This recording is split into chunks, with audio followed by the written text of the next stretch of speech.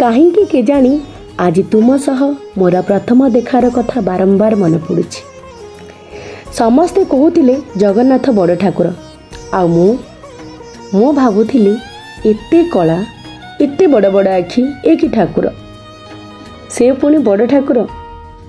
एमिति भाबु भाबु सिंहद्वार दे भीतर को पशि गरुड़ स्तंभ पछरु तुमको देखिली।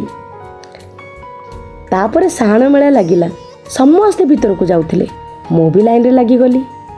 से समय रे ना तुमको मु भल करी देखितिली ना मो मनरे कौनसी भाव थिला। हठात जड़े पंडा मते टेकी तुमको छुआई देइथिले। तुम देहर से कला रंग मो देहरे लगी जाइथिला, किंतु मु खाली मुंडिया मारी चली आसिली।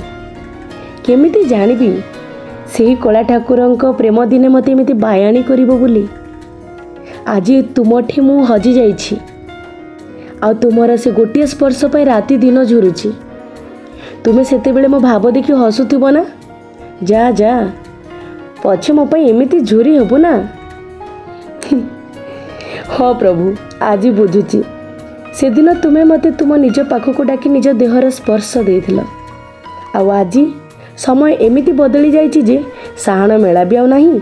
बोध हुए सेतिपाई से दिनर से गोटे स्पर्श को मु आज जाए हृदय साइती रखिछि। कारण से दिन तुमे केवल मते छुई नथिल, मो जीवन को निज प्रेम रे बांधी देइथिल। रहिली आउ गोटे वीडियो रे पुणी मन कथा कहबी। जय जगन्नाथ।